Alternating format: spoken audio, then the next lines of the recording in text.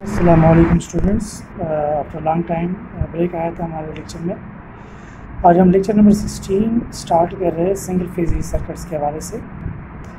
इसमें जो टॉपिक आज हम कवर करेंगे वो कौन सा पावर फैक्टर बेहतर है, disadvantages of low power factor या बेड पावर फैक्टर क्या है, और advantages of high power factor क्या है। ये तीन टॉपिक्स आज हम डिस्कस करेंगे। तो फर्स्ट ऑफ ऑल हम डिस्कस करते हैं कि पावर फैक्टर कौन सा बेहतर है।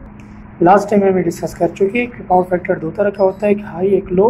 फिर लो में फिर सब कैटेगरीज है, एक लैगिंग पावर फैक्टर और एक लीडिंग पावर फैक्टर। तो ये पावर फैक्टर अच्छा होगा या ये वाला पावर फैक्टर अच्छा होगा, तो ये पहले टॉपिक में हम ये डिस्कस करेंगे। लो में फिर हमारे पास लैगिंग होता है, लीडिंग होता है, ये दोनों आपके पास लो पावर फैक्टर है। पहली बात कि पावर फैक्टर अगर हमारे पास हाई होता है तो ये सबसे बेस्ट होता है। तो best power factor is high power factor.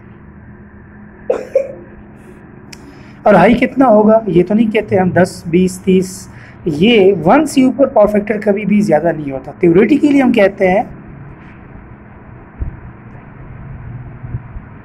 कि पावर फैक्टर जो हाई है, हाईएस्ट पावर फैक्टर है, वो 1 होता है, सबसे बेस्ट। वो पावर फैक्टर क्या है? 1। इसको कहते हैं unity power factor. Unity power factor is the best possible theoretical value of power factor. Practically 1 possible नहीं है, डिफरेंट रीज़न है इनकी, लेकिन practically always it is less than 1, nearest to 1, approximately equal to 1। Approximately equal to 1 हमारे पास 0.9 हो सकता है, 0.99 भी आप अचीव कर सकते हैं। फॉर एग्जांपल अगर आप मुमकिन बनाते हैं इसको 0.98 कर सकते हैं, 0.97 कर सकते हैं। बहरहाल 1 के जितना करीब तर होगा प्रैक्टिकली वो वैल्यू सबसे बेस्ट होगी गुड पावर फैक्टर। तो गुड पावर फैक्टर की बात क्या है कि हमारे पास जब पावर फैक्टर हाई हो, थ्योरेटिकली 1 हो और प्रैक्टिकली 1 के करीब तर हो, नियरेस्ट टू 1 हो, दैट वैल्यू भी will be the best power factor. तो ये तो हमारे पास फर्स्ट पॉइंट का आंसर शॉर्ट क्वेश्चन में अगर आ जाए कि which power factor is good, तो आपने ये बताना है। Theoretically best power factor is 1 and practically the power factor if it is nearest to 1, it is approximately equal to 1। For example it may be 0.99, it may B 0.98, it may B 0.97, 98, जितना भी आप इसके करीब तर लेंगे that will be a best power factor practically. Second topic हमारा है disadvantages of low power factor और बेड पावर फैक्टर। अब what is low power factor? Low power factor हमारे पास लो लीडिंग भी हो सकता है, लो लैगिंग भी हो सकता है। लो लीडिंग आपके पास बड़े कैपेसिटिव लोड की वजह से होगा and low lagging will be due to high inductive load. तो ये दो टिपिकल सर्किट्स है जिनमें पावर फैक्टर लो लैगिंग की तरफ या लो लीडिंग की तरफ जाता है।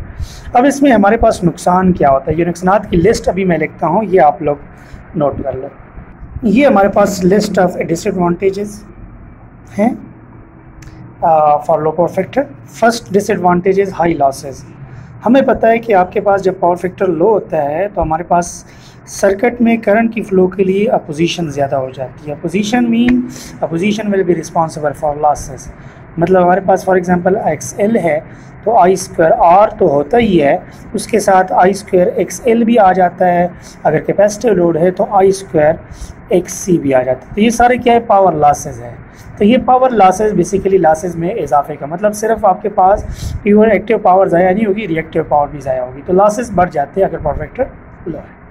सेकेंडली हमारे पास लार्ज साइज़, मशीन की साइज़ ज़्यादा चाहिए होती है क्योंकि हमारा मशीन यूज़फुल पावर कम कंज्यूम करता है। लो पावर फैक्टर का मतलब वो ये होता है कि पावर की क्वालिटी खालिस नहीं है। जब खालिस नहीं है तो खालिस पावर से क्वालिटी से आप ज़्यादा काम ले सकते हैं। जब पावर की क्वालिटी गैर खालिस है तो आपको ज़्यादा पावर के साथ मशीन को चलाना पड़ेगा। और ज़्यादा पावर कौन सा होगा? गैर क्वालिटी, अच्छी क्वालिटी का नहीं होगा, लो क्वालिटी का होगा। तो low power factor generally mean low quality power. Low quality के लिए आपको अगर उससे काम लेना है तो आपको लो क्वालिटी से अच्छा काम लेने के लिए साइज़ बड़ा करना पड़ता है। तो that is why large size, large rating of machine will be required if the power factor is low. Third disadvantage जो मैंने यहाँ पे लिखा है वो हाई वोल्टेज ड्रॉप, क्योंकि करंट का प्रेशर बढ़ जाता है। प्रेशर बढ़ जाता है तो अपोजिशन बढ़ जाता है। To the flow of current, resistance reactance वगैरह बढ़ जाते हैं।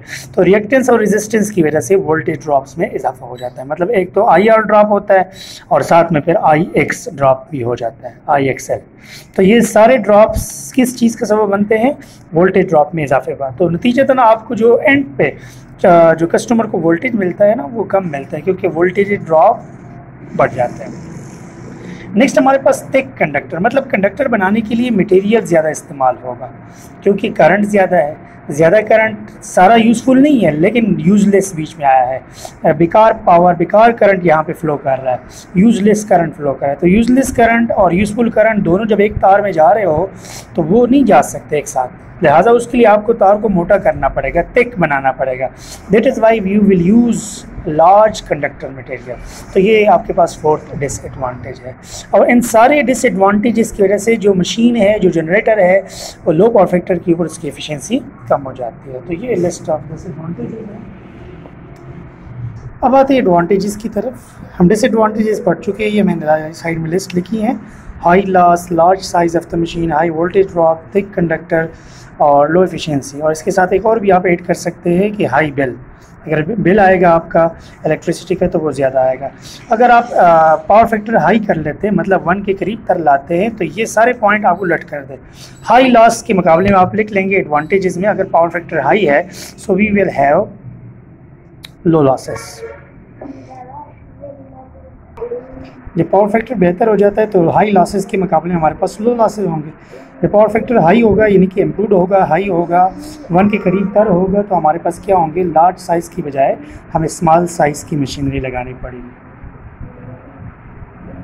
Size of machine. इसी तरह हाई वोल्टेज ड्रॉप के मुकाबले में हाई पावर फैक्टर के ऊपर लो वोल्टेज ड्रॉप होता है, वोल्टेज ड्रॉप्स कम हो जाते हैं। इसी तरह थिक कंडक्टर की बजाय आपको थिन कंडक्टर इस्तेमाल करने पड़ेगा। दैट इज़ वाई आपके पास कंडक्टर मटेरियल कम इस्तेमाल होगा। कंडक्टर मटेरियल कम होने से कॉस्ट ऑफ द कंडक्टर भी कम हो जाती है। और इन तमाम लॉसेस को कम होने की वजह से एफिशिएंसी ऑफ सिस्टम जो हाई पावर फैक्टर पे काम करेगा वो बढ़ जाएगी, हाई एफिशिएंसी।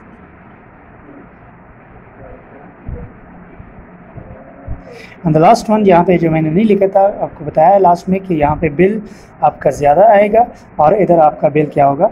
कम होगा, लो बिल ऑफ इलेक्ट्रिसिटी। तो ये ओवरऑल आपके पास advantages of good power factor और हाई पावर फैक्टर। और इससे पहले हमें ये डिसएडवांटेजेस पढ़े हैं, ये लिस्ट अलग से आती है पेपर में। तो उम्मीद है आप लोग इसकी समझ आ चुकी होंगी और आपको ये भी पता चल गया होगा कि कौन सा पावर फैक्टर बेहतर है। तो best power factor is unity theoretically and practically it will be nearest to unity. Thank you very much. आज के लिए इतना टॉपिक था। अल्लाह हाफिज़।